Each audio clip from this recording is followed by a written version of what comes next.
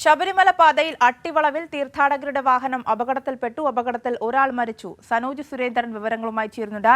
സനോജ്, ഈ അപകടവുമായി ബന്ധപ്പെട്ട കൂടുതൽ വിവരങ്ങൾ ഇപ്പോൾ പുറത്തുവരികയാണ്. മരിച്ചയാളെ തിരിച്ചറിഞ്ഞിട്ടുണ്ട്. 20ഓളം പേരാണ് ഇപ്പോൾ ആശുപത്രിയിൽ പരിക്കുകളോടെ ചികിത്സയിലുള്ളത്. ഏറ്റവും പുതിയ വിവരങ്ങൾ എങ്ങനെ?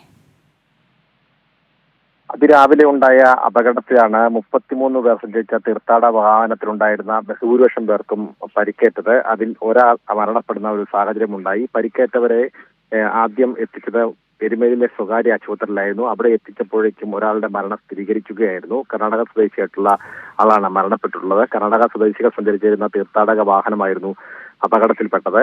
എരുമേലിക്കും പമ്പവാലിക്കും ഇടയിലുള്ള കണമല ഇറക്കത്തിലെ അട്ടിവളവിൽ കുത്തിറക്കവും കൊടും വളവുമുള്ള പ്രദേശമാണ്. അവിടേക്ക് വാഹനം നിയന്ത്രണം വിട്ട് തലകീഴായി ക്രാഷ് ബാരിൽ ഇടിച്ചതിനു ശേഷം മറിയുകയായിരുന്നു. അതിൽ പരിക്കേറ്റ 18ഓളം ആളെ ആദ്യം എരുമേലിലെ സ്വകാര്യ ആശുപത്രിയിൽ എത്തിച്ചു. പിന്നീട് അവിടെ നിന്നും അവരെ കോട്ടയം മെഡിക്കൽ കോളേജ് ആശുപത്രിയിലേക്ക് കൊണ്ടുപോവുകയായിരുന്നു. ഇപ്പോൾ കോട്ടയം മെഡിക്കൽ കോളേജ് ആശുപത്രിയിലാണ് പരിക്കേറ്റവരുള്ളത്. അതിലൊരാളുടെ നില മാത്രമാണ് ഗുരുതരമായി തുടരുന്നതെന്നാണ് ആശുപത്രിയിൽ നിന്ന് ലഭിക്കുന്ന വിവരം. മറ്റുള്ള ആളുകൾക്കെല്ലാം നിസ്സാര പരിക്കുകളാണ് ഉള്ളതെന്നും ആശുപത്രി അധികാരികൾ വ്യക്തമാക്കിയിട്ടുണ്ട്.